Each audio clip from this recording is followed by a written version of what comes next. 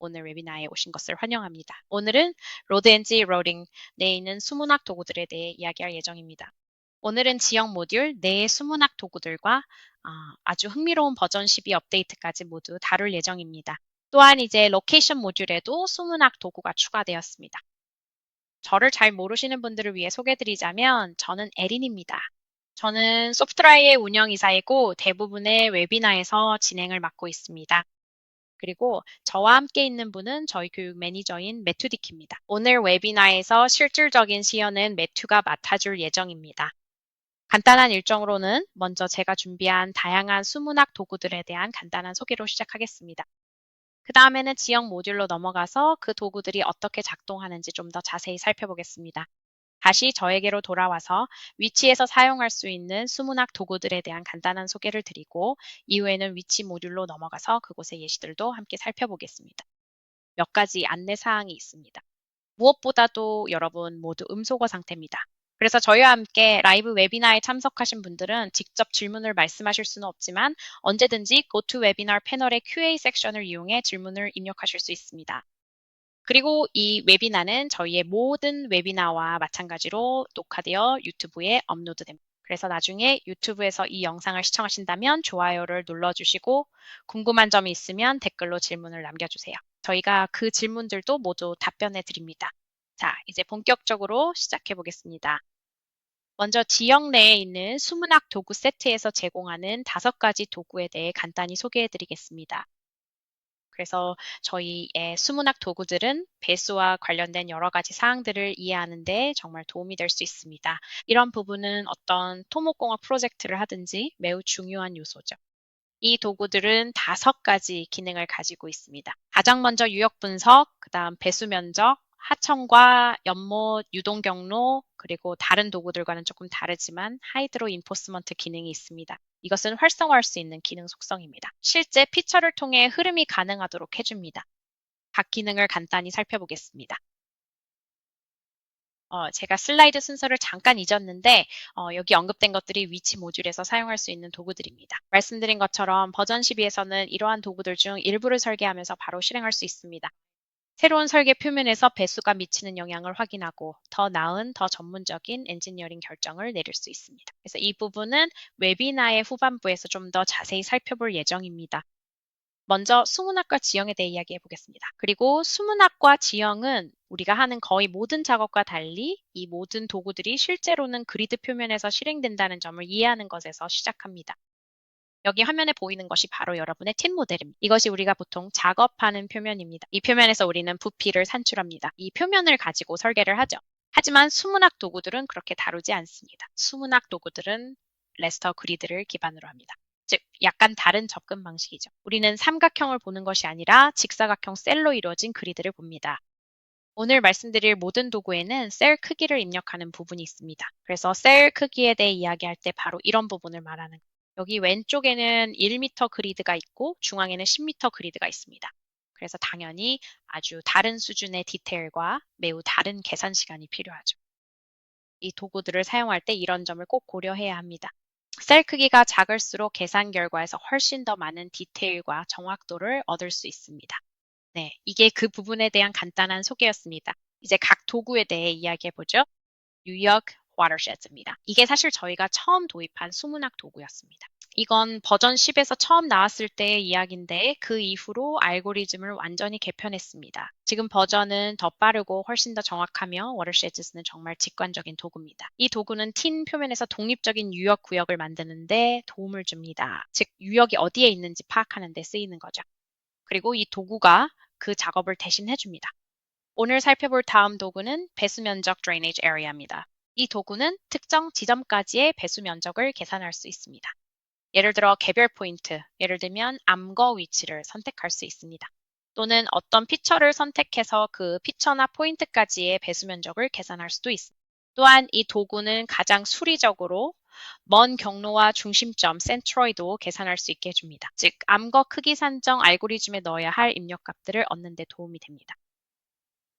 다음 도구, 그러니까 세 번째 도구는 하천과 연못, streams and ponds입니다. 아마 이 도구에 대해 저희가 가장 많이 이야기하는 걸 보셨을 거예요. 저희는 경로 탐색기, Path Explorer, 나 공사구역, 그리고 교차점을 최소화하고 싶을 때 항상 이 도구를 사용합니다. 이 도구는 우리 지형 topography, 표면에 존재할 수 있는 모든 하천의 위치와 연못이 형성될 수 있는 지역을 생성해 줍니다. 그래서 정말 중요한 입력값이 하나 있는데 이 부분에 따로 강조 표시를 했어야 했지만 꼭 주의 깊게 봐야 할 것은 바로 하천 유형 면적 Stream Drainage Area입니다. 그래서 마트가 이 기능을 시연하면서 대화창을 보여줄 때 하천 유형 면적 Stream Drainage Area 비나 눈 등 강수량이 모여서 아래로 흘러 특정 하천을 형성하게 되는 전체 토지 면적을 의미합니다. 만약 최소 유형 면적이 더 크면 계산 결과에 나타나는 하천의 수가 더 적어질 거예요. 반대로 최소 유형 면적이 더 작으면 유형 내 더 낮은 곳에서부터 시작하는 하천이 더 많이 나타나게 됩니다. 그래서 실제로 여러분이 작업하는 지역과 필요에 따라 최소 유형 면적을 조절해야 한다는 점을 알아두셔야 합니다. 큰 숫자를 입력하면 하천이 적게 나오고 작은 숫자를 입력하면 하천이 더 많이 나옵니다. 자, 다음으로 각 도구에 대한 간단한 소개를 마치면서 이제 유로플로우 페이드S에 대해 말씀드릴게요. 유로는 기본적으로 왼쪽에서 볼 수 있듯이 지형의 도로를 다시 가져오거나 선택한 지점에서 모든 유로를 계산해주는 기능입니다. 그래서 이 도구는 지형 요소나 포인트 모두에 사용할 수 있어서 정말 유용합니다. 그리고 마지막으로 아마 가장 설명이 필요한 것이 바로 하이드로 인포스먼트 Hydro Enforcement입니다. 이것은 실제로 도구 툴가 아닙니다. 수문학 툴바에서 하이드로 인포스먼트 버튼을 누르는 방식이 아니에요. 이건 실제로 피처 속성 패널에서 설정해야 하는 부분입니다. 하이드로 인포스트 피처로 포함하고 싶은 대표적인 예시는 바로 암거 컬버트 같은 것입니다. 기본적으로 하이드로 인포스먼트가 적용되면 수문학적으로 볼 때 물의 흐름이 그 구조물을 통과하게 된다는 뜻입니다. 그래서 물이 모델 내에서 어떻게 움직이는지에 현실감을 더하는데 정말 유용합니다. 앞서 언급했던 모든 수문학 도구들은 하이드로 인포스먼트를 지원합니다. 그래서 만약 하이드로 인포스트 피처를 만나면 그 도구들은 이를 반드시 반영하게 됩니다. 그리고 이 기능 덕분에 앞서 언급한 것처럼 배수관이나 도로 제방을 통한 흐름, 심지어 펌프장까지도 쉽게 반영할 수 있습니다. 만약 물을 경사면 위로 펌핑해서 다시 지형에 방류해야 하는 상황이 있다면 하이드로 인포스트 피처를 통해 그 작업을 할 수 있습니다. 자, 제 아침 인트로는 이쯤에서 마치겠습니다. 이제 매트에게 넘기겠습니다. 이제 소프트웨어로 들어가 보겠습니다. 이제 제 카메라는 끄겠습니다. 웹 세미나가 끝날 때 다시 뵙겠습니다. 그럼 매트 부탁할게요. 네, 완벽합니다. 지금 트레인을 열었고 이 수문학 도구들 중 많은 것들은 평소에 그냥 지나치듯 사용하는 것들입니다. 오늘은 조금 더 시간을 들여서 자세히 살펴보겠습니다. 먼저 평소처럼 지형 데이터를 불러오겠습니다. 항상 하던 대로요. 그리고 표면을 모델링 하겠습니다.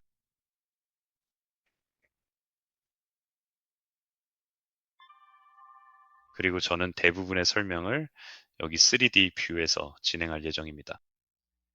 이 지형 표면만 봐도 어디에 하천이 있을지 대략적으로 알 수 있을 것 같아요. 하지만 실제로 수문학적 특성을 계산하고 싶다면 여기 상단 리본 메뉴로 올라가야 합니다. 저는 먼저 하천과 연못을 소개할 건데 꼭 그 순서대로 할 필요는 없지만 하천과 연못을 추가하면 여기서 많은 맥락이 생깁니다. 여기 이 버튼을 클릭하겠습니다. 시작하겠습니다. 기본 설정은 그대로 두겠습니다. 이제 이 작업이 진행되도록 두죠.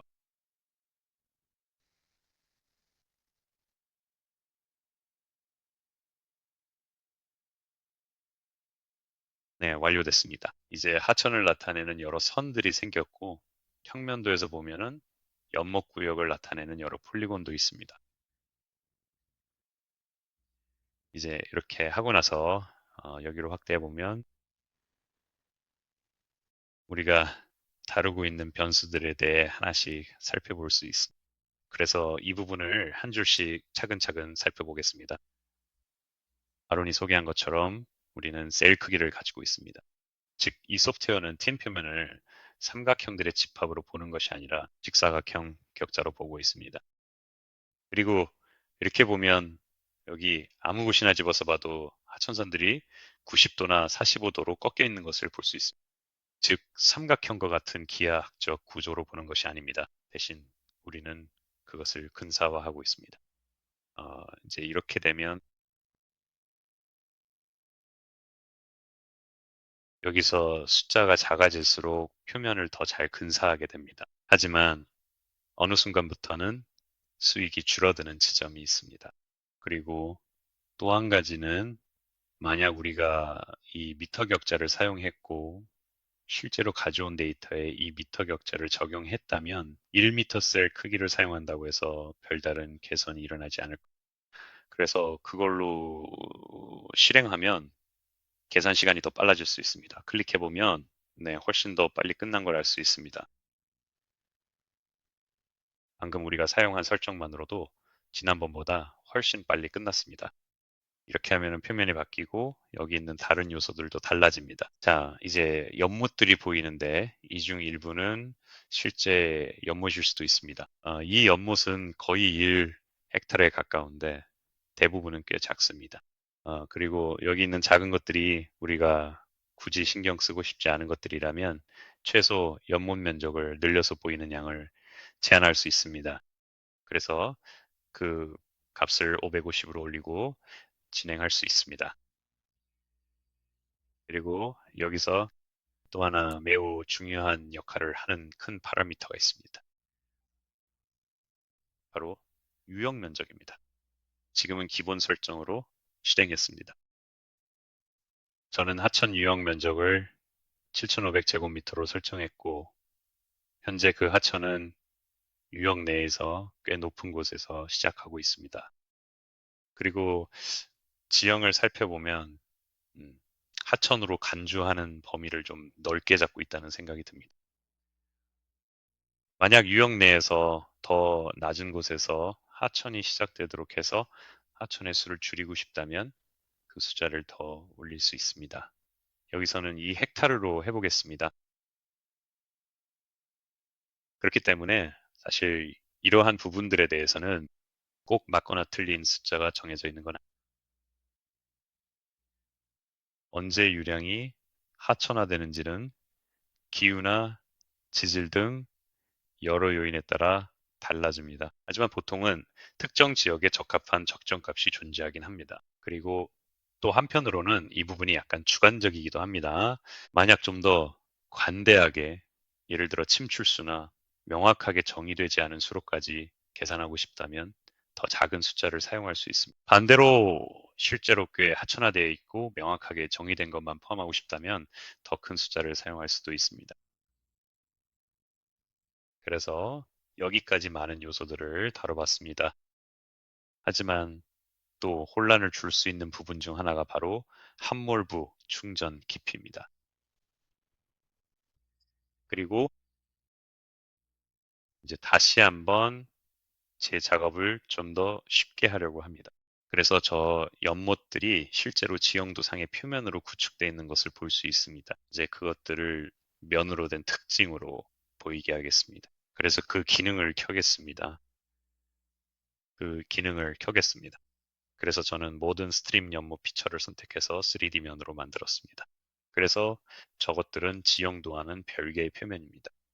이렇게 하면 우리가 무엇을 하고 있는지 좀 더 쉽게 볼 수 있기를 바랍니다. 자, 이제 올라가 보겠습니다.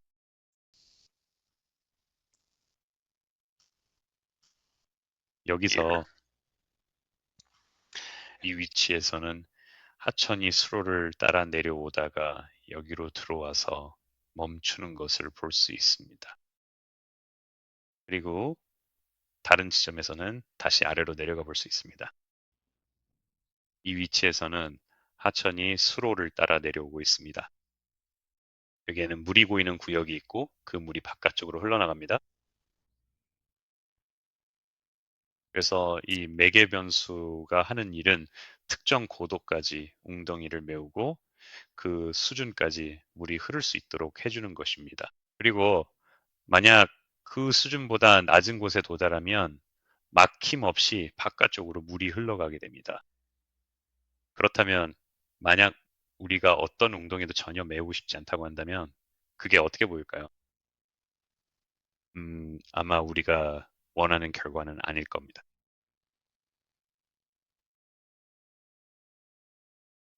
그래서 방금 그걸 실행해 봤더니 여기 와서 보면 이렇게 하천이 계산되다가 그냥 멈춰버리는 걸 볼 수 있습니다. 그 이유는 바로 다음 셀에서 고도가 약간 높아지기 때문이고 그 흐름이 통과할 수 있도록 허용하는 관용치가 내장되어 있지 않기 때문입니다. 그래서 당연히 우리는 그 값을 조금 더 올리고 싶을 겁니다. 0.2로 올려보겠습니다. 이제 좀 더 나아진 걸 볼 수 있지만 여전히 우리가 원하는 지점보다 먼저 하천이 끝나고 있습니다. 그래서 이 숫자를 조정해가면서 잘 맞는 값을 찾을 수 있습니다. 그리고 이런 모든 경우에서 적어도 우리의 의도는 기본값이 대부분의 경우에 꽤 적절하도록 하는 것입니다. 그래서 우리는 그리고 다시 실제로는 당분간 하천을 face it 피치로 두지 않겠습니다. 그리고 우리는 그 움푹 파인 부분을 메워서 물이 이런 작은 표면의 불규칙함을 넘어 흐를 수 있도록 할 수 있습니다. 그리고 뭔가 크게 다른 것보다는 표면의 불규칙함을 다루는 게 좀 더 편하죠. 그리고 다시 돌아가서 여기 이 부분을 보면 바로 이 자리에는 도로 프리즘이 그 표면에 있습니다. 그리고 여기서는 물이 고이지 않을 거라고 생각합니다. 아마도 저기에는 배수관이 있을 거라고 상상합니다.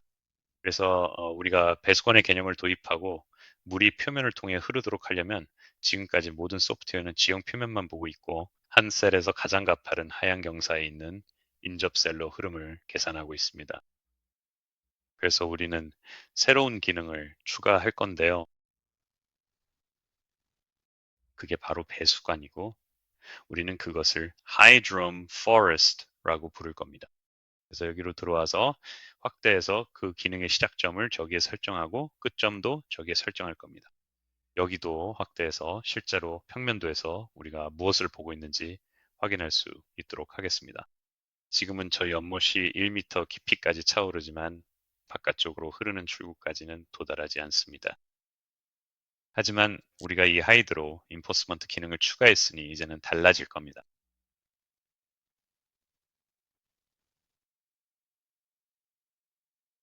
이제 물이 저기에서 고여 있는 게 아니라 흘러서 빠져나가는 걸 볼 수 있습니다. 물론 대부분의 경우에는 이런 하이드로 인포스먼트 기능을 우물 입구 쪽에서 출구 쪽으로 그리게 될 겁니다. 아니면 이미 측량된 데이터가 있다면 그걸 그대로 가져와서 GIS 데이터베이스에 선 작업이나 측량 정보로 사용할 수도 있습니다. 이제 만약 물이 단순히 높은 쪽에서 낮은 쪽으로 흘러가게 하고 싶지 않은 경우라면 하이드로 인포스먼트 기능이 그런 상황도 지원합니다. 그럼 이제 표면의 다른 위치로 가보면 여기 자갈 채석장이 있습니다. 그리고 이곳은 지형 특성 작물이 고여 있을 수도 있고요. 그것이 아니라면 펌프가 설치되어 있어서 고여 있는 물을 밖으로 빼내는 모습을 보여주고 싶어 하는 경우일 수도 있습니다. 다시 한번 그 기능을 그려보겠습니다. 여기서 시작하죠. 그리고 이 물을 어디로 보내고 싶으신가요? 이렇게 하면 경사면을 따라 위쪽으로도 보낼 수 있습니다. 바로 저기에 두겠습니다. 저기가 배출구라고 가정하죠. 그리고 그 기능들을 다시 계산하겠습니다. 아, 실수네요. 그리고 물론 하이드로 인포스먼트 기능을 사용할 때는 속성을 꼭 설정해야 합니다.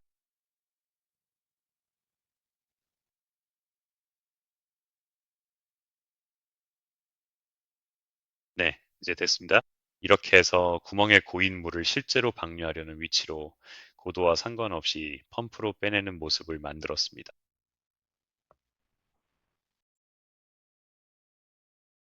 이제 다시 아까 추가했던 다른 하이드로 인포스먼트 기능으로 돌아가 볼까요? 그게 어디 있었죠?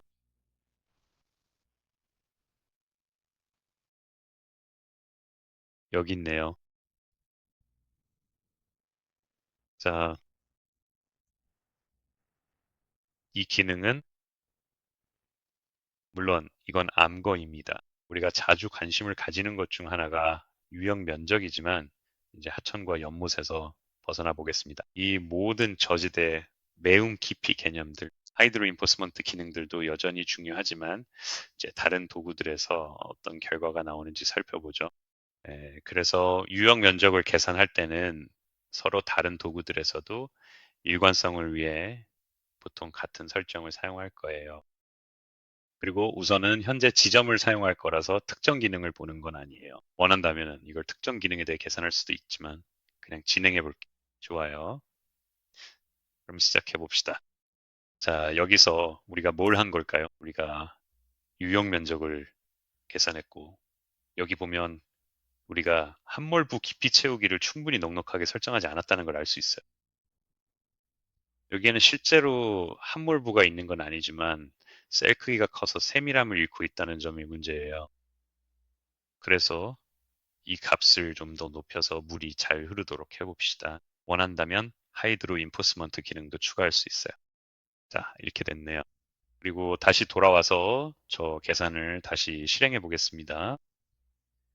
자, 유형 면적입니다. 이걸 실행해 볼게요. 네, 이렇게 나왔네요. 표면의 작은 불완전함까지 반영했으니 이제 이 지형의 유역 면적을 볼 수 있습니다. 면적을 확인할 수 있고 이 값은 여기 속성 패널의 기본값으로 표시될 거예요. 지금 664.2 헥타르를 보고 있습니다. 유역 면적뿐만 아니라 중심점도 계산하고 있어요. 그래서 이 폴리곤의 중심점이 어디 있는지 궁금하다면 검색해서 찾을 수 있습니다. 그리고 좀 더 흥미로운 건 가장 수리적으로 먼 경로도 있다는 거예요.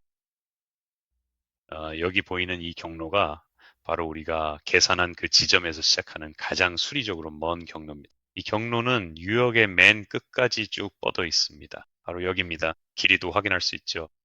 이와 관련된 더 많은 정보를 보고 싶다면 여기 보고서에 더 많은 속성을 추가할 수도 있습니다. 그래서 지오메트리 탭에서 만약 이 피처의 평균 경사에 관심이 있다면 그것도 추가할 수 있습니다. 그리고 맨 끝에서 우리가 원하는 지점까지 약 10%의 경사로 이어진다는 것도 볼 수 있습니다. 이제 여기서 또 하나 짚고 넘어가야 할 점은 이게 표면 계산이라는 겁니다. 그리고 여러분이 지정한 표면의 범위만을 고려하게 됩니다. 그래서 여기서 보면 네, 꽤 잘 되고 있지만 우리 타인의 경계에 도달해서 잘려나가게 됩니다. 그래서 이 기능을 사용할 때 예를 들어 면적 계산 같은 것에 의존하고 싶다면 지정한 표면을 넘어서는 보관은 이루어지지 않는다는 점을 반드시 인지해야 합니다. 이제 또 다른 측면이나 도구로 배수 면적 계산이 있습니다. 우리는 한 지점이나 피처에 대한 배수 면적을 계산하고 있습니다. 만약 피처를 대신 사용한다면요. 이러한 매개 변수 중 많은 부분이 동일합니다. 잠시 후에 배수 반경에 대해 다른 것과 함께 소개하겠지만 이제 유로 흐름 경로로 넘어가겠습니다. 즉, 유입 지점 상류에서 흐름이 어디서 기여하는지에 관심을 갖는 대신 만약 특정 위치에서 물이 어디로 흘러가는지, 즉 유출점에 관심이 있다면 그것도 계산할 수 있습니다. 그래서 우리는 단순히 유출구에서 그것을 계산할 수 있습니다. 하지만 여기서는 우리가 하천에 있기 때문에 그렇게 흥미롭진 않습니다. 반대로 만약 우리가 이 위치에 컬버트를 추가하는 것에 관심이 있다면요. 그리고 그 컬버트를 추가하면 그게 그냥 도로 옆을 따라 흐르게 될까요? 반대편 하천까지 물을 빼낼 만큼 경사가 충분할까요? 그래서 그런 경우에는 피처를 추가할 수 있습니다. 그러니까 저기가 내 유출구가 될 수도 있겠네요. 바로 여기입니다. 이 지점에서 유로를 한번 실행해 보죠. 예, 그리고 결과를 확인해 보겠습니다. 좋아요. 여기서 볼 수 있네요. 만약 우리가 컬버트 유출구를 설치한다면 이 작은 함몰지를 통해 물이 흐를 거예요. 우리가 예상했던 위치까지 내려갈 수 있습니다. 그 경로를 따라가면 결국 표면에서 벗어나는 지점까지 이어집니다. 이제 배수구역 위쳐 가장 수리적으로 먼 유로 그리고 유로 자체를 제거하겠습니다. 그리고 도로 중심선을 나타내는 피처를 추가해 보죠. 그러니까 기존 도로 중심선이라고 해야겠네요. 그리고 위치 선정 단계에 들어가면 설계되었거나 제한된 도로 형상에 대해 더 다루게 될 거예요. 여기 있는 이 녀석을 선택하겠습니다. 삽입을 클릭할게요. 이번에는 쉐이프 파일이 있습니다. 이 녀석을 여기서 실행해 보죠. 이걸 조금 더 키워서 우리가 다루는 게 뭔지 더 잘 보이게 하겠습니다. 이 방법은 배수구역이나 유로 모두에 적용할 수 있습니다. 하지만 이 분석은 단일 지점뿐만 아니라 어떤 지형지물이나 여러 지형지물을 기준으로도 할 수 있습니다. 그래서 이번에는 좀 다르게 보여드리기 위해 저 지형지물을 사용할 수 있습니다. 저희가 그 위에 유로를 실행해 볼 거예요. 목록에서 그걸 선택하겠습니다. 그러니까 단순히 현재 지점에서만 유로를 사용하는 게 아니라는 거죠. 이 기능을 끄고 저 기능을 켠 다음 기존 도로를 선택하겠습니다. 이제 유역 면적에서 또 다른 매개 변수는 배수 반경입니다. 그래서 여기서 제가 살펴볼 관점은 만약 제가 단일 지점에서의 유로나 선에서의 유로뿐만 아니라 예를 들어 위험 물질을 실은 차량이 이 도로를 따라 이동하다가 유출 사고가 났을 때 그 물질이 어디로 흘러갈지 걱정된다고 가정해 보는 겁니다. 그래서 저는 이 도로 양쪽으로 10m씩을 고려하겠다고 하겠습니다. 그래서 배수 반경을 10으로 설정하고 확인을 누르겠습니다. 그러면은 여러 개의 선이 보입니다. 이 여러 개의 선들은 일종의 의미를 가지고 있습니다. 즉, 이 도로에서 양쪽으로 10m 떨어진 곳에서 트럭이 유출 사고를 낸다면 그 물질이 이 경로를 따라 하류로 흘러갈 수 있다는 것을 보여줍니다. 올라와 보면 유출이 발생의 저리로 흘러가는 게 보입니다. 단순히 경로를 알려줄 뿐 아니라 굳이 신경 안 써도 될 곳을 아는 것도 꽤 유용하죠. 비록 그곳이 경사 아래라도요. 흐름 경로와 일직선상에 있지 않을 수도 있습니다. 여기서는 대부분의 유출이 도로 가장자리를 따라 흐를 것이기 때문에 바로 이 지점에 대해서는 크게 걱정하지 않아도 됩니다. 이건 단순히 표면 계산이라는 점을 미리 말씀드릴게요. 지하 유동이나 침투 등은 고려하지 않았습니다. 네, 이렇게 유동 경로 계산을 했습니다. 그리고 다시 한번 우리가 보고 있는 것에서 이 부분들은 제거하겠습니다. 찾아낸 하천들은 남겨둘 거예요. 이 하천들이 맥락을 더해줍니다. 여기서 마지막으로 소개할 도구는 바로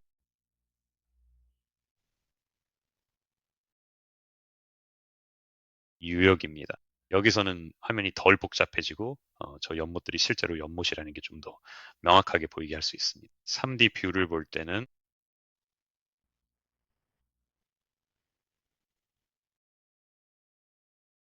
실수로 잘못 선택했는데요. 이 부분을 3D면으로 생성하겠습니다. 네, 이렇게 됐네요. 그리고 또 다른 도구가 바로 유역입니다. 유역 분석 도구의 기능은 사실상 배수 면적을 계산하는 것과 매우 유사한 원리로 작동합니다. 하지만 특정한 단일 지점이나 단일 지역 요소로 유량을 추적하는 대신에 물이 표면에서부터 흘러서 내려가는 지점이나 혹은 다른 곳으로 이동하는 경로를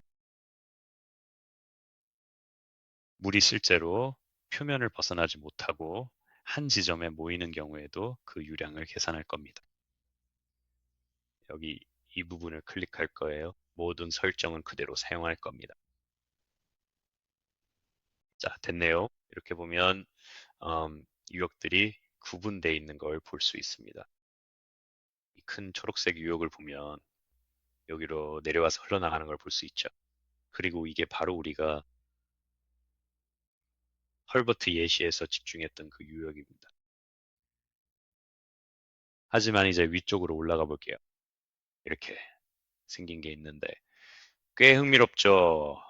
저건 1m보다 훨씬 깊어요. 그래서 이 위치에서 흐르는 물은 여기로 내려오지만 빠져나갈 수 없고 그냥 그 자리에서 멈춥니다. 이렇게 표면 위에 고립된 유역이 생길 수도 있어요. 이 도구는 사실 좀 더 상위 단계에서 더 유용하게 쓰입니다. 자, 내 물이 어디로 갈까? 일반적인 상황들을 살펴보면 정말 극적인 지형에서는 차이가 확실하게 눈에 띄는 편이지만 오히려 평평한 지형에서 훨씬 더 유용하고 효과적으로 활용될 수 있습니다. 그렇기 때문에 이제부터는 조금 더 자세하게 훨씬 평평한 예시로 넘어가 볼게요.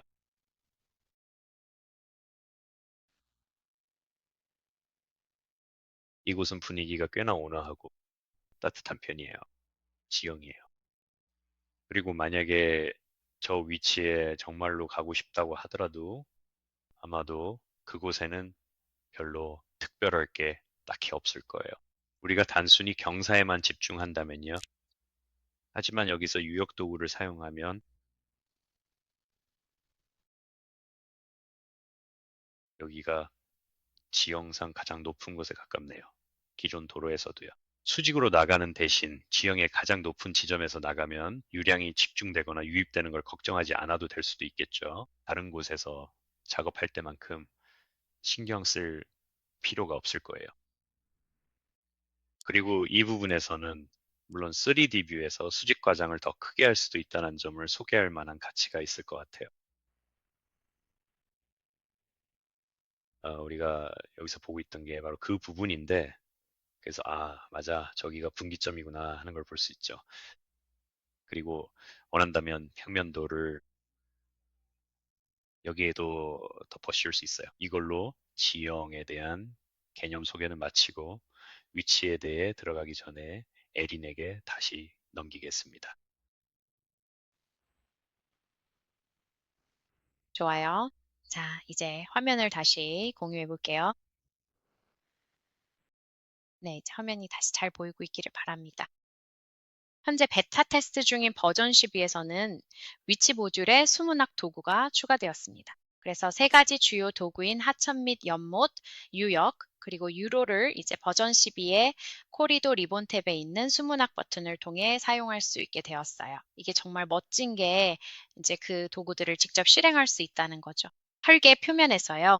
방금 매트가 보여줬던 것처럼 우리는 표면의 최상단에서 작업하고 있었어요. 그리고 나서 그가 가져온 게 그리고 그 한 번의 경우에는 맞아요. 위치에서 내보낸 그 도로였죠. 하지만 이제는 실제로 설계 중에 바로 할 수 있게 됐어요. 그래서 영향을 바로 볼 수 있고 유량을 어디로 돌리는지, 어디서 차단하는지, 그리고 도로 표면을 따라 어떻게 이동하는지 이해할 수 있습니다. 그래서 여기 위치에서 말씀드린 것처럼 우리는 도로나 인프라 프로젝트가 자연 배수에 미치는 영향을 이해할 수 있게 될 거예요.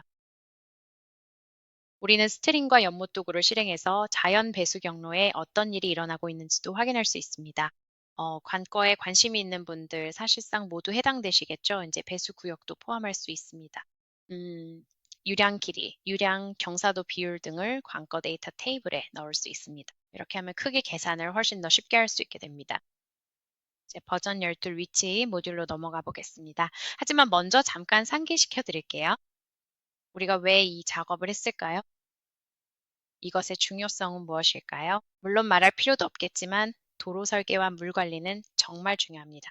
물을 제대로 관리하지 않으면 많은 위험과 부정적인 결과가 발생할 수 있습니다. 그런 정말 극적인 영향들 외에도 경관에도 영향을 미칠 수 있습니다. 이 슬라이드를 이미 보신 분들께는 죄송합니다. 저는 이 슬라이드를 정말 좋아하거든요. 여기 보시면 도로가 흙댐 역할을 하고 있고 배수를 제대로 처리하지 않았을 때 어떤 영향이 있는지 확실히 볼 수 있습니다. 그리고 경관에 미치는 영향과 피해도 볼 수 있습니다. 도로 양쪽의 대조적인 성장 속도를 보면 그 차이가 확연합니다. 그리고 마지막으로 물을 제대로 관리하지 않으면 도로 자체에 손상이 생길 수 있습니다. 예를 들어 포트홀이나 침식 같은 것들이죠. 그래서 물 관리는 정말 다시 한번 강조하지만 매우 중요합니다. 그래서 저희가 위치 모듈에 이 부분을 포함시키고 일부 연구개발 노력을 여기에 투자한 이유입니다. 즉 위치 모듈 안에 이 기능들을 넣음으로써 정말 핵심적인 두 가지 고수준 배수 목표를 해결하는 데 도움을 주고 있습니다. 첫 번째로 여러분이 자연 배수 패턴에 강한 변화들을 인지하고 가능하다면 이를 유지할 수 있도록 돕는 것입니다. 그리고 이를 유지하기 위해 구조물을 추가할 수 있도록 해줍니다. 그리고 두 번째로 물의 유입, 축적, 그리고 방향 전환을 최소화하는 데 대한 인식을 높여주는 데 도움을 줍니다. 사실 이것이 앞서 보여드린 모든 위험의 핵심이기도 합니다. 자, 이제 다음으로 넘어가겠습니다. 이제 위치 모듈로 들어가서 새로운 버전 12 수문학 도구들을 살펴보겠습니다. 참고로 말씀드리자면 지원 서비스를 이용 중이시라면 오늘 바로 이 베타 버전에 접근하실 수 있습니다. 지원을 받는 모든 고객에게 제공됩니다. 채팅창에 메시지를 남겨주시면 저희가 명단에 추가해드리겠습니다. 그리고 한 가지 더 말씀드리자면 마터가 지역 모듈에서 보여드린 모든 기능들 역시 해당됩니다. 비록 버전 12에서 실행되고 있지만 버전 11에서도 사용 가능합니다. 그럼 이쯤에서 이제 다시 넘길게요. 좋아요. 여기서 새 위치 파일을 시작하면 모든 클릭을 다 보여드리지 않을게요. 정렬을 하나 불러오고 그 정렬이 주변 지형과 어떻게 상호작용하는지부터 살펴보겠습니다. 그리고 물론 혹시 누가 제가 뭘 클릭했는지 주의 깊게 보셨다면 제가 클릭한 건 바로 나쁜 도로로 태그된 정렬이었어요. 그러니까 도로를 놓기에 좋은 쾌적한 위치는 아니죠. 그래서 만약 우리가 정말 정말 험한 경사면에 도로를 놓으려고 생각한다면 이런 상황이 될 거예요.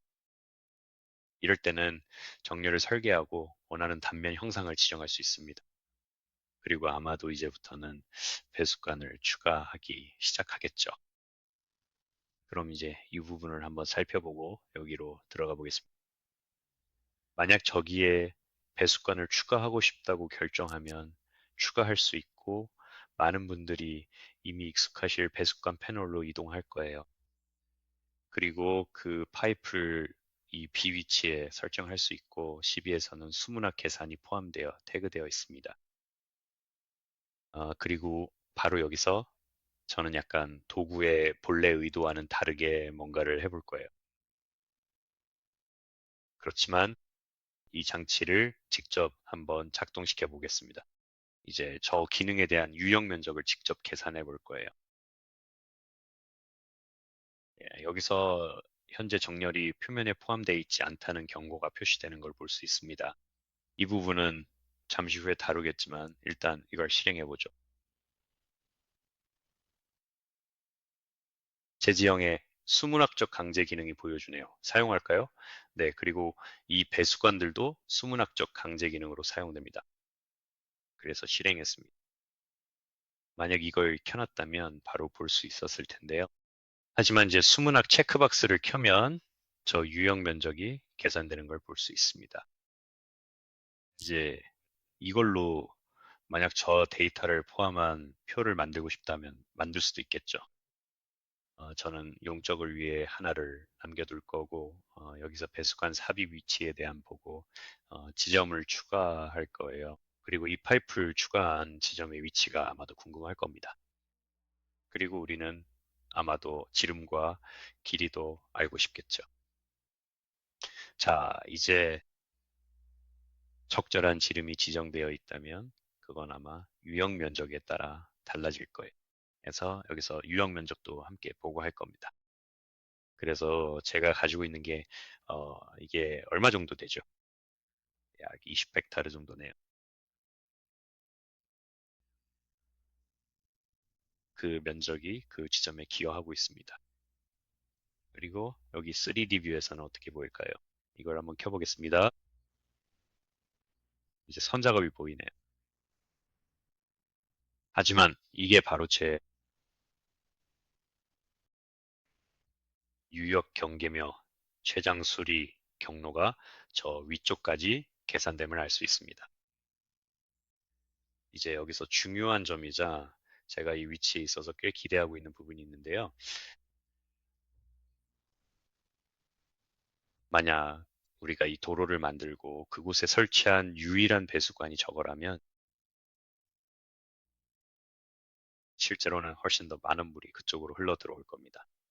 그래서 이 도랑이 댐 역할을 하면서 물을 우회시키고 도로도 댐처럼 작용하게 됩니다. 도랑이 유량을 집중시키게 되죠. 그래서 여기 경사면 위쪽에서 도로에 닿는 물은 도랑을 따라 아래로 흘러가게 됩니다.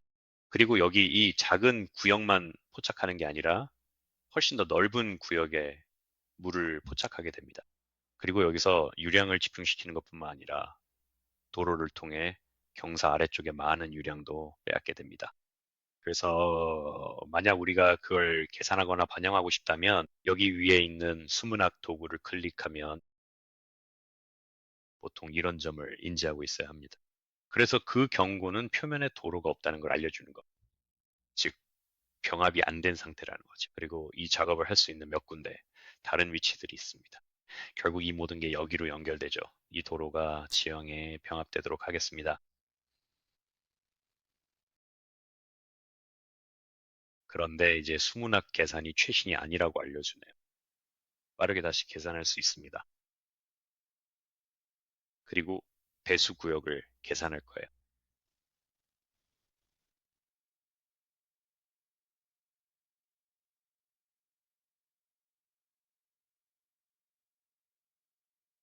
이렇게 도로를 지표면에 병합하면 계산하는데 약간 더 시간이 걸립니다.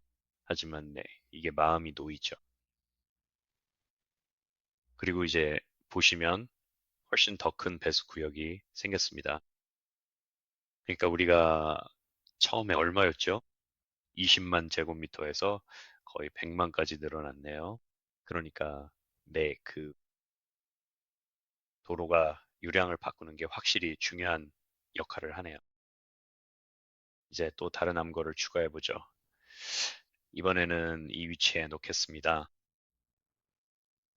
여기에요. 그래서 이 부분 볼록한 곳에 추가할게요. 저기 다리 위에 그리고 평화롭 이제 수문학 도구를 다시 실행해 볼게요. 이번에는 하나를 더 추가하고 유로도 함께 분석해 보겠습니다.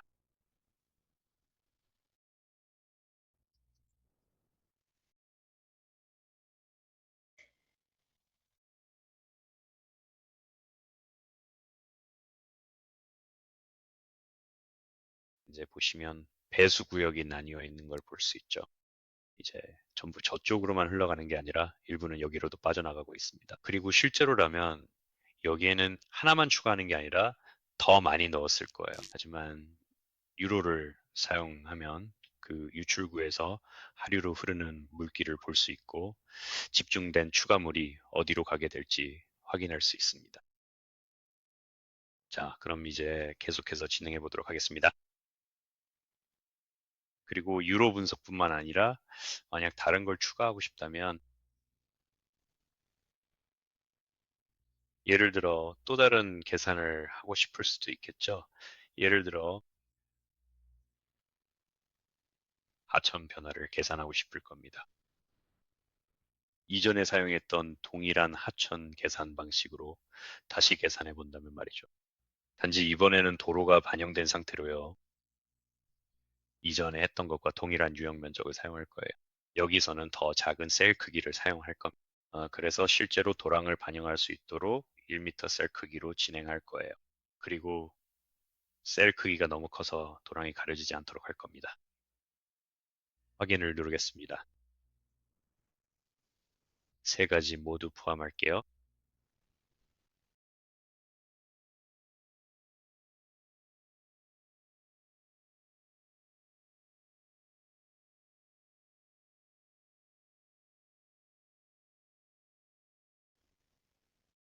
이제는 단순히 유형 면적이나 배수로 경로만 계산된 게 아니라 우리가 관출구에서부터 계산한 유로와 함께 실제로 우리가 가로막고 있는 하천들도 볼 수 있습니다.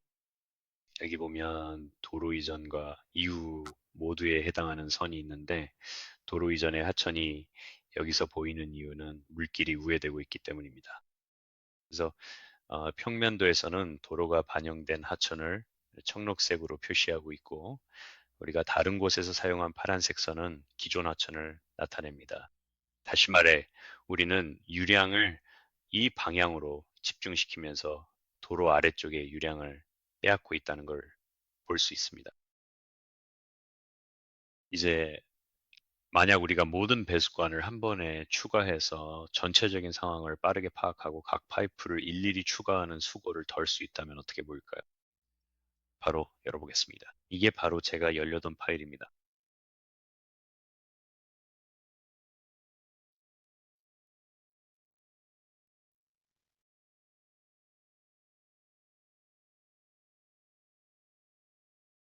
지오메트리입니다. 여기에 파이프들이 추가되어 있어서 훨씬 더 많은 배수관이 있고 이제 계산도 제대로 할 수 있습니다. 우리가 어떤 상황에 처해 있는지 확인하고 더 나은 결정을 내릴 수 있으며 문제가 있다면 바로 발견할 수 있습니다. 자, 이제 저 작은 경고창은 우리가 많은 배수관에 대한 계산을 하고 있다는 것을 알려주는 겁니다. 그래서 시간이 조금 더 걸릴 수 있다는 건데 그건 당연한 일이죠. 그래도 꽤 빠른 편입니다. 계산 시간이 약간 더 눈에 띄게 늘어나긴 합니다. 예를 들어 여러 개의 스위치백이 서로 겹쳐 있는 경우라면 더 그렇죠. 그리고 그 유량이 스위치백의 한 구간에서 다른 구간으로 넘어가는 배수관들과 어떻게 상호작용하는지 계산하는 거죠. 이 작업을 계속 진행하도록 하겠습니다. 이제 저것들을 켜보겠습니다. 수문학 라인입니다. 좀 더 눈에 띄게 하기 위해 유로는 빨간색으로, 배수 구역은 주황색으로 표시하고 하천은 그대로 두겠습니다. 이렇게 됐네요. 그리고 나서 여기 이 부분을 보시면 더욱 자세하게 확대해서 볼 수 있습니다. 우리가 실제로 어떤 것과 상호작용하고 있는지 볼 수 있죠. 그래서 제가 자꾸 잘못 클릭하는 겁니다. 원래 저걸 켜두려고 했었는데요. 왜 그런지 궁금했어요. 네, 그럼 그걸 계산해 보겠습니다. 수문학쿨을 다시 실행해서 그걸 표면에 합쳐 보겠습니다. 그러면 우리가 보고 싶었던 결과가 나올 겁니다.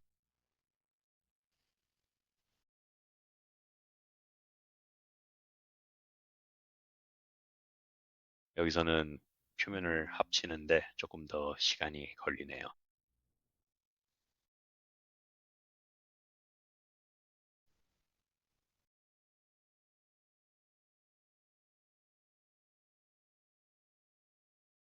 이 기회를 빌려 라이브 웨비나에 참석하신 여러분께 다시 한번 말씀드릴게요. 궁금한 점이 있으시면 언제든지 GoToWebinar 패널의 QA 섹션에 질문을 입력해 주세요. 저희가 약간 시간을 넘기긴 했지만요. 그래도 저희는 남아서 질문에 답변해 드릴 예정입니다. 그리고 이제 저희 솔루션이 훨씬 더 이해가 잘 되는 것처럼 보이네요. 여기서는 도로가 댐 역할을 하고 있습니다. 그래서 여기서 볼 수 있죠? 보이시죠? 이 특정 구역의 배수 구역은 있지만 여기로 내려오던 유량은 더 이상 나오지 않습니다. 물이 도랑에 닿으면 그쪽으로 흘러가게 되거든요.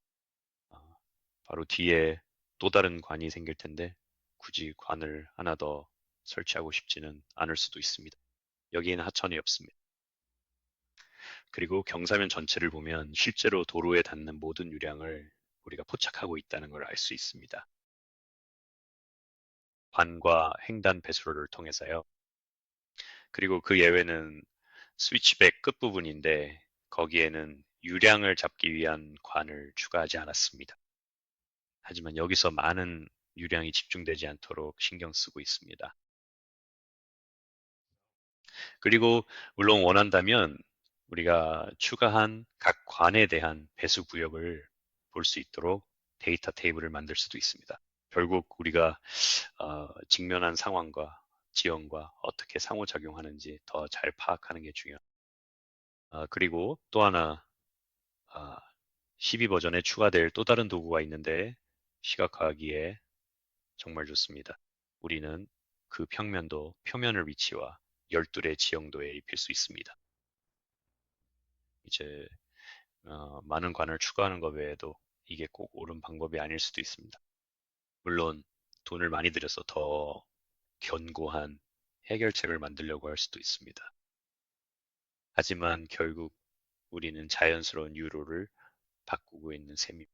우리는 경사면에서 내려오는 물을 가로채서 도랑에 넣고 그 속도를 높이고 특정 지점에 집중시키고 있습니다.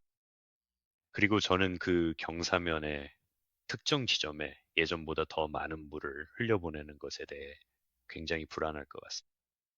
물론 어떤 지점에서는 물이 더 적게 갈 수도 있겠지만 한 곳에서 물을 빼면 결국 그 물은 다른 곳으로 다시 흘러가야 합니다. 그래서 당연히 우리 관이 주변 지형과 어떻게 상호작용하는지 보는 건 좋지만 단순히 관만의 문제가 아닙니다. 그리고 어, 더 나은 도로 위치를 찾기 위해 도구를 사용하는 것도 상당히 의미가 있습니다. 그래서 같은 경사지만 그렇게 음, 좋은 위치는 아니지만 적어도 그 모든 배수구를 다 다루는 건 아닙니다. 경사면을 가로지를 때 모든 배수 구역을 다 다루진 않죠. 영향을 볼록한 지점에 한정해 그 주변을 더 잘 관리할 수 있죠. 그래서 다시 한번 우리가 미치는 영향을 보고 싶다면 이번에는 그게 제 표면에 병합되었는지 확실히 하겠습니다. 배수관도 넣었으니 이제 숨은 계산을 클릭할 수 있습니다. 여기서도 동시에 표면을 계산하겠습니다.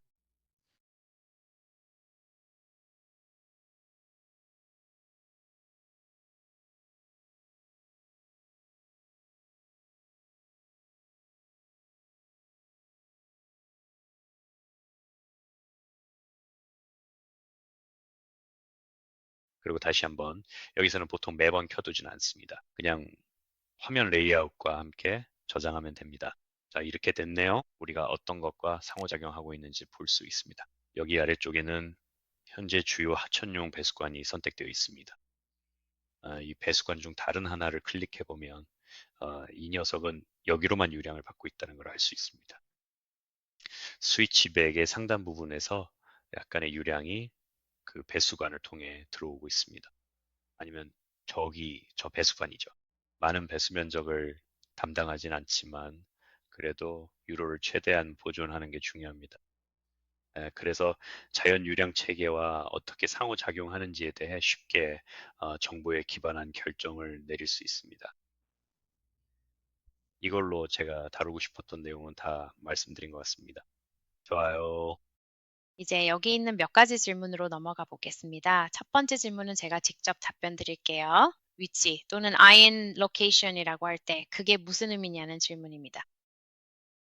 이건 로딩을 처음 접하시는 분들께 로딩이 실제로 모듈식 프로그램이라는 점을 다시 한번 알려드릴 수 있는 좋은 기회입니다.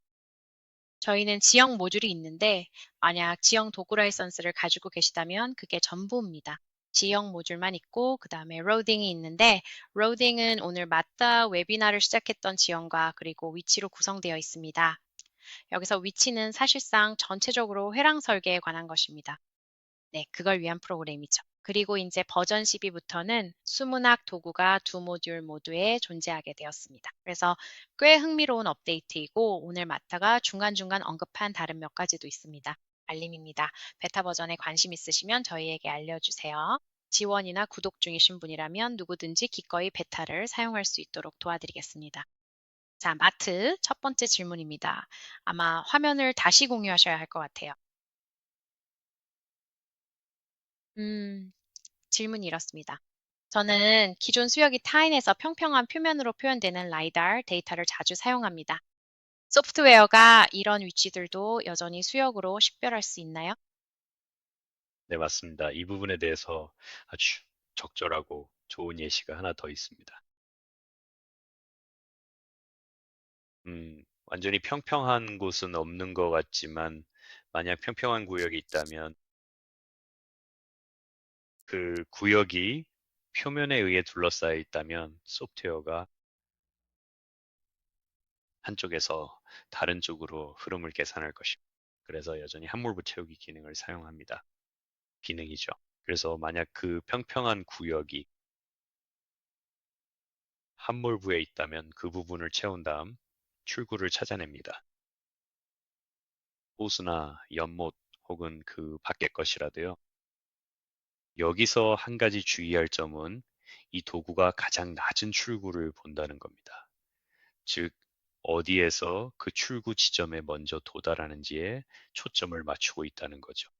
만약 여러 미터까지 수위가 올라가고 호수에 여러 개의 출구가 생길 수 있는 홍수 모델링 시나리오라면 그런 상황은 반영하지 않습니다. 즉, 하나의 수역마다 출구는 하나만 계산된다는 뜻입니다. 만약 수역이 타인의 가장자리에 있다면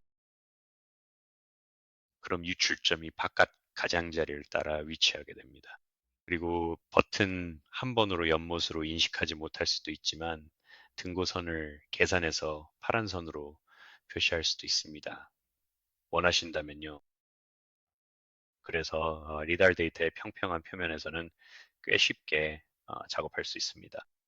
그리고 혹시 리달 데이터에서 수역이 완전히 평평하지 않은 경우도 있을 수 있는데 이건 데이터가 어떻게 처리되었는지에 따라 다릅니다. 여기 있는 함몰부 채우기 깊이 기능은 그런 부분을 잘 평탄화해주고 평평하거나 더 평평한 부분이 물일 가능성이 높은 곳을 잘 강조해줍니다. 네, 이렇게 해서 그것들을 연못으로 인식하게 됩니다. 좋아요. 네.